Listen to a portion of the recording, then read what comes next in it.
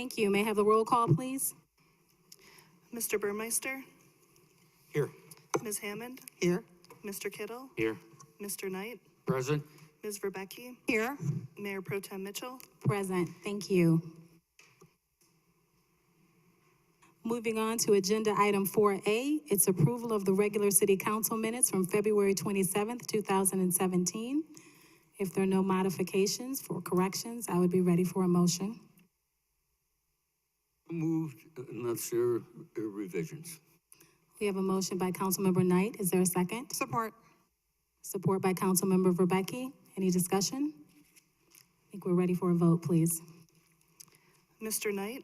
Yes. Ms. Verbecki? Yes. Mr. Burmeister? Yes. Ms. Hammond? Yes. Mr. Kittle? Yes. Mayor Pro Tem Mitchell? Yes, thank Motion you. carries.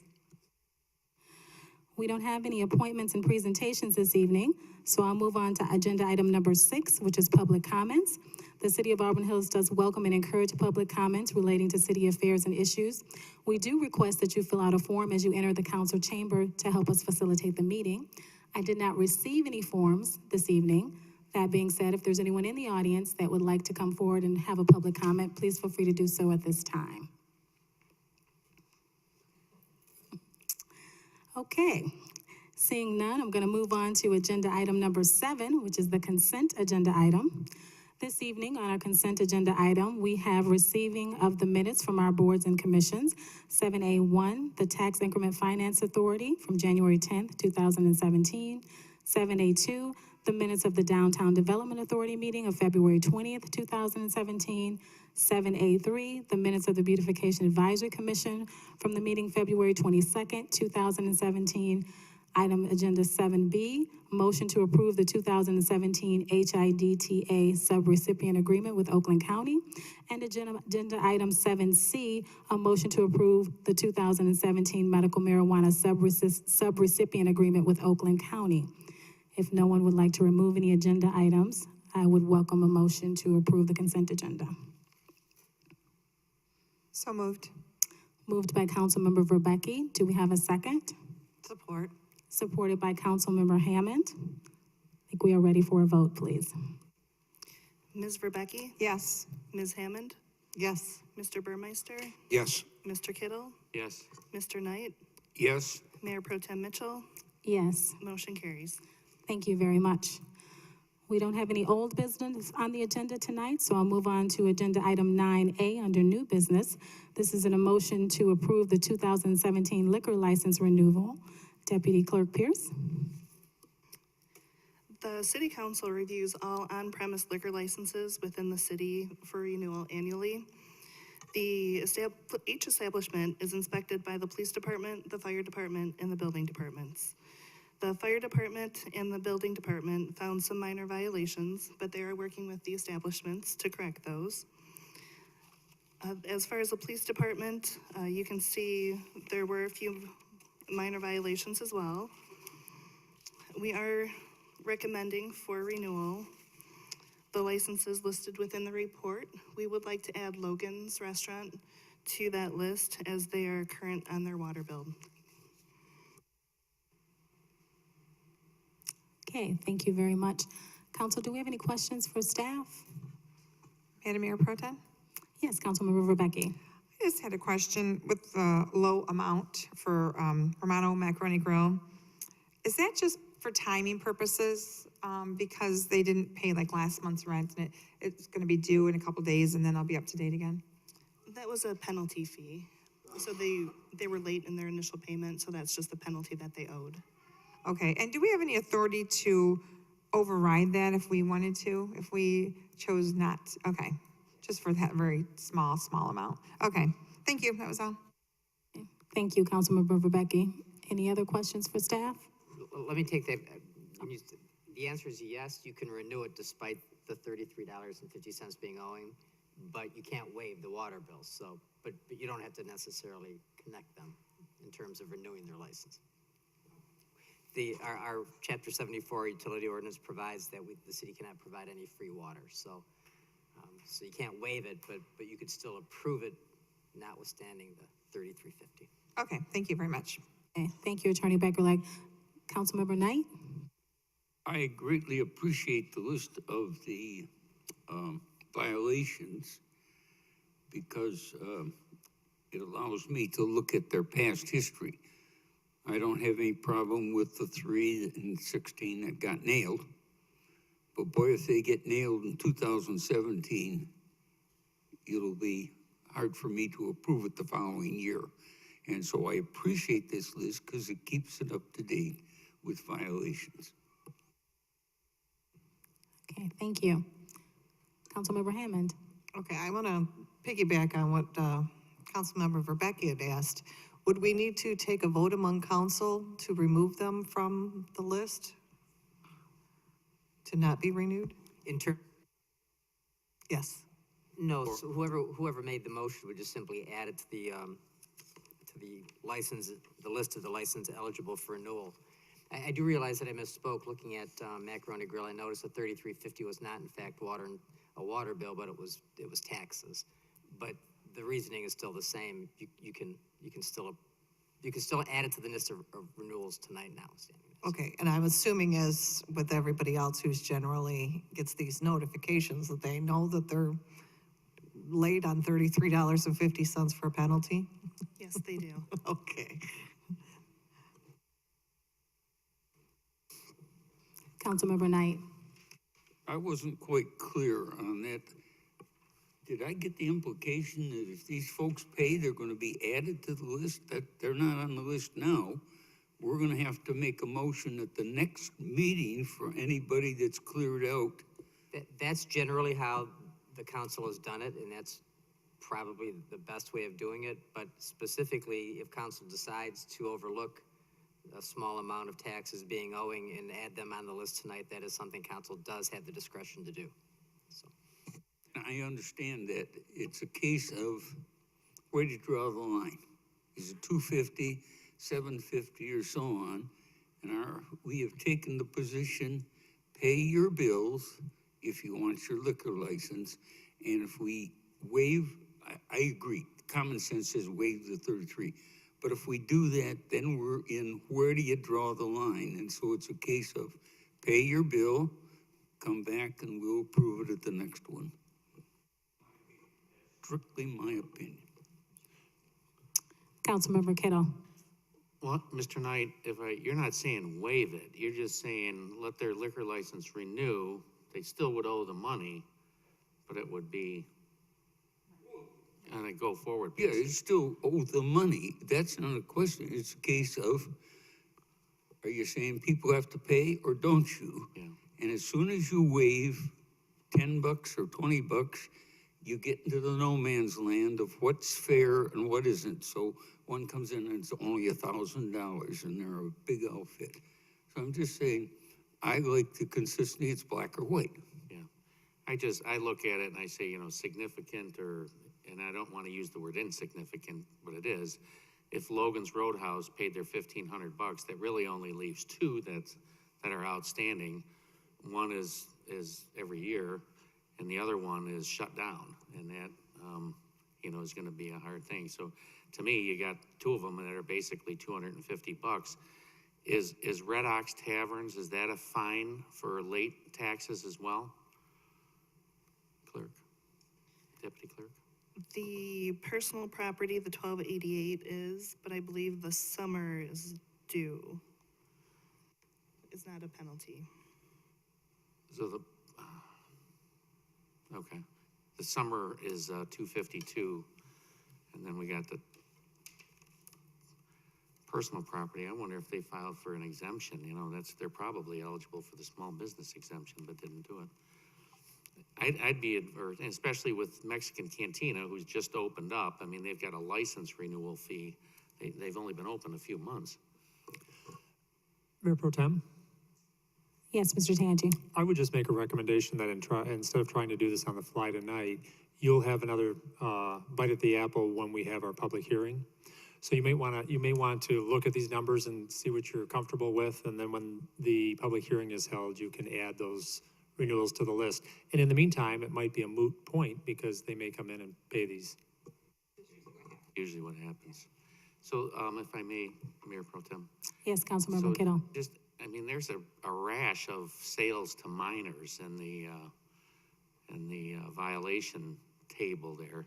And those are, our agents that are going in and trying to do that, chief? Okay.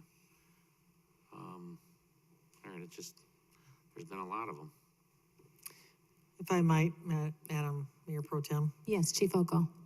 We do these stings twice a year, and if we don't do them, the LCC comes in and does them. And might I remind council that the driver's licenses of people under 21 are vertical. So it's pretty obvious when, if the establishment asks to see a license, it's pretty easy to determine who is under 21. So generally, we don't have a lot of these. We send a letter about 30 days in advance to tell them we'll be coming in the next 30 days. So they have what we think is adequate notice before we come in an effort to keep them all as compliant as possible. Okay, thank you for that feedback, Chief. Well, and looking at the list, some of them are pretty aged too, so there was only 4 in 2016, so. Okay, good report. Okay, yes. Any other discussion on this agenda item? If there's no other discussion, I would be ready for a motion if council would like to make one. Madam Mayor, Councilmember Rebecca. Mayor Pro Tem, sorry, that's okay. I move to recommend approval of the annual liquor licenses of those establishments that have met the licensing requirements of the city, and that a public hearing be scheduled for Monday, March 27th, 2017, to consider evidence regarding the recommendation of non-renewal of a liquor license to those establishments who have not met the city's requirements.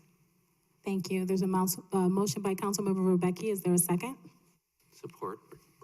Seconded by Councilmember Knight. Any discussion? Can I just suggest that we add to the licenses being renewed tonight, Logan's, just so it's clear. Sure, I agree with that. Okay, you agree with that, Councilmember Knight? Adding Logan's. The page said they met the requirements, yes. Thank you, Attorney Becker-Legg. Okay, any other discussion? If not, we'll be ready for a vote. Ms. Rebecki? Yes. Mr. Knight? Yes. Mr. Burmeister? Yes. Ms. Hammond? Yes. Mr. Kittle? Yes. Mayor Pro Tem Mitchell? Yes. Motion carries. Thank you. Moving on to agenda item 10, which is comments and motions from council.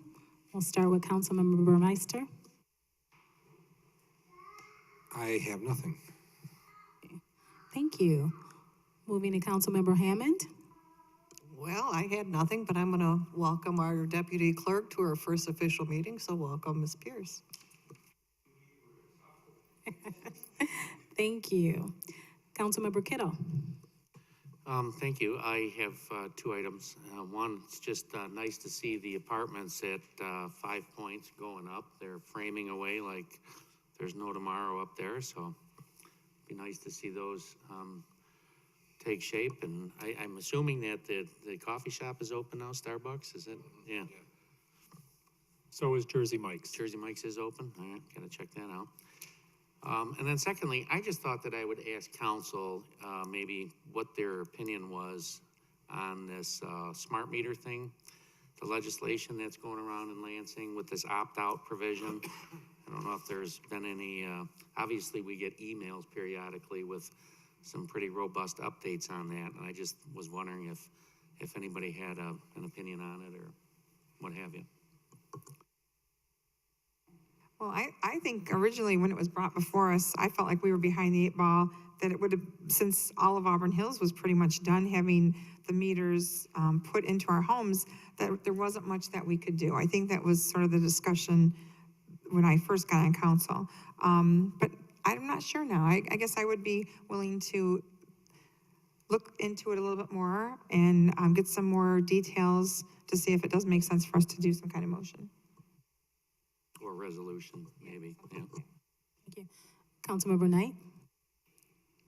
One of the benefits of smart meters were they knew where all the electricity was out. In fact, it inundated their board. They couldn't even figure out, because every smart meter that was off recorded, but that's just an interesting thing. I really don't want to get into this controversy. There may be some real merit to the stuff we've got, because you can always find an expert that'll testify something. But I think with legislation, they're going to have to do some real due diligence on a high technical thing, and if it's proved to truly be as detrimental as it's implied, let the state take care of it. I'm really not interested other than saying to the state, this is an issue that has been brought up by a group. Do your diligence and either do it. One of the big things, and here's the comment if you want, folks that don't want them don't want to pay for somebody to come around and read their meter. Now, and L. Edison, as I understood, said, hey, we'll give you not take the meter away, but you got to pay because somebody's got to come and read it. And of course, there's an objection to that. So that's just an interesting kind of fact of the thing, not saying you should or shouldn't, but it's a case of a group of people want something that other people pay for. And so I'm saying let the legislature work on that one. Mr. Knight, if I may, there is legislation on the table for the Energy Commission up there, and it's got a tie bar to it or something's joined to it that, you know, would allow residents to opt out. And the way the legislation's written is that the energy company would not be able to charge extra fees or anything like that. So it had to be cost neutral to the individuals, but gave the resident the opportunity to say no. Now, who knows where this legislation's going to go, but a lot of times when these guys are debating things up there, you know, we sometimes chime in, and I'm just wondering if that's something. Just a case of somebody wants a free lunch. You know, somebody's got to come and read the meter, and so everybody else will pay for it a little bit. That's the only thing that's morally wrong with the bill that's there. They can opt out, pay your bill, and then everybody'd be happy. But it's interesting. I personally, I'll talk to my legislator and tell them what I think, and you know what I think. I think those that want out have every right to be, but let them pay for reading the meter. And that means somebody has to come to their house and that's probably 15 minutes for everyone that's read, and that's at $20 an hour.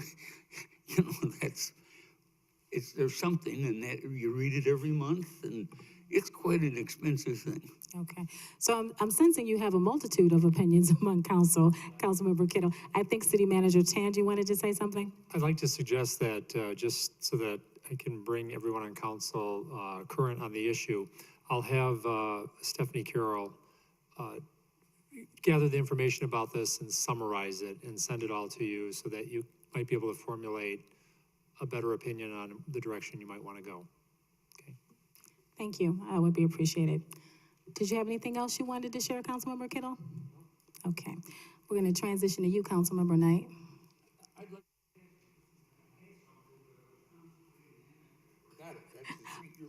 Okay, we'll go to Councilmember Verbecki first then. Unfortunately, I'm not going to give you much time because I don't have anything this evening either. You still need a few more minutes? Yeah. Okay, well, no problem. Well, I did just want to share a couple of things. I had an opportunity last Friday to participate in the Oakland County Reads event for March, being Reading Month. And I was in a room with hundreds of kindergartners, and you all know how much I love to be around children, reading something about a wombat, but it actually did turn out to be a lot of fun. And so I just want to thank Oakland County Schools for putting that on. I think it is a nice thing to do for our youth.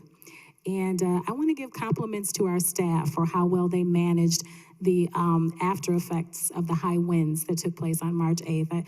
I know I got a couple feedbacks regarding opportunities where we could have done better, but I think for the most part we did very well, and so thank you for managing that. And then, I don't know if you have any information available this evening, Mr. Tangi, but I would like to get in the near future, status of the employee identification number for the Auburn Hills Public Library. What's happening in that space based upon the recommendation that we received from our auditors. And that's all I have this evening. Did you think about what you wanted to say, Councilmember Knight? Yes, I read the fire police report on the dispatching. It was very interesting reading. And I'm not quite sure. I think things are going in the right direction from the standpoint they're resolving things, at least the fire department. There seem to be some things that the police department has indicated, some shortcomings. But the biggest thing, it seems, is we have a lot more activity on the expressway and other things and so on than the other rural communities experience. And so that it sounds like we kind of overloaded them. And they were going to do it with what they had, and it appears they're doing it with what they have and maybe need a little more help. And so I just read that and I was just interested, not that you react now, but that might be a workshop thing type discussion to determine what do we need to do to encourage getting them to think about some changes that might be beneficial, and in certain areas where they say no, maybe they're going to look at us and say, hey, we got stung, we should need more money, and so on, and so on. So I just found it interesting reading, and I wasn't quite sure whether to run the flag up or not, and I just was wondering if that's something we need to discuss in the future or just leave it alone. Madam Mayor Pro Tem?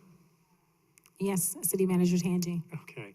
I think it was a good reading of what you just summarized. I think you read that correctly. I mean, there were some startup struggles. I mean, we have to remind ourselves that we've gone from what is a local center to a regional operation. So there'll be varying levels of service. It has not been without challenges, and I think that we expected that. But I think, as the both chiefs indicated, a number of those things are progressing in terms of improvement. As far as workshopping it, certainly I'm not going to tell you not to hold a workshop if you want to talk about it, but I will tell you that I'm confident that the two chiefs and the work group that's actually been established as part of our relationship with the county are working through those issues. I don't know how much more we would add by holding a workshop. You know what I mean? They're very familiar with dispatch operations and ongoing improvements that would be desirable. And the work group is working toward those improvements and continue to do so. They meet, they were on every 2 weeks. I don't know if they've moved to once a month now, but yeah, about every 2 weeks still. So they're meeting regularly, and it's kind of an improvement process that's ongoing. And I buy that, just as long as one of you will run the flag up the flagpole when we should be doing something or getting, serious about something. I read with the location on the GPS of the 911 calls. When's that going to happen? They were working on new equipment they promised to have, and so on. And is that on target? Well, it's kind of non-specific. We understand that Southfield has been working on some version of it, although they've been having a lot of difficulty. So it's really not clear when the rest of us would, it's called Next Generation 911. That is really not at all clear. See, I understood that was one of the most critical problems, that when somebody calls on a GPS and if they don't know where they're at, neither does the dispatcher. And the idea was that those things that bounce around from the towers would show up on a GPS map and, oh, they're right there. And that's a major improvement that I think has to happen. So I was just curious of pressing them. They promised it. When? So is that a specific question that maybe can be taken back and see if we can get some definition around that? It is. Okay, thank you. And I would just say, like you, Councilmember Knight, when I read through the report, it was obvious to me that there were some learning curves that we were going through, and there were some opportunities for improvement. I didn't see anything that would warrant an immediate response from council at the time. I saw things that, weren't maybe what we were accustomed to, but we did have a very high level of service, and when you start a new relationship, there's always going to be some challenges. So I would, I'm comfortable allowing the process to continue to work, and we continue to monitor it, and then if we see long-term issues, then we can respond at that time. Okay, thank you. All right, if there are no more comments from council, I'm going to go on to the city attorney's report. Then we'll go to the city manager's report. Okay, I have a couple of items. First of all, with the assistance of our media communications specialist, Kyle Sislowitz, I've begun a podcast. The intent is to provide further explanation about various topics related to the city. We completed the first one, and hope there will be several more. If you are interested in listening to the podcast, you can find them at soundcloud.com, and you search Speaking of Auburn Hills, which is what our podcast is called. And we're doing our best to keep each podcast around 10 to 12 minutes in duration, and our plans are to talk about various topics of interest. I'm not a Facebook person or anything like that, and I'm not much into social media. And this is actually a good opportunity for me to provide clarification on a number of issues. It's interesting how sometimes people will post things on Facebook and about something that's happened in the city, and then apparently that's just the fact, right? Or the facts. So it really is an opportunity to clarify some things.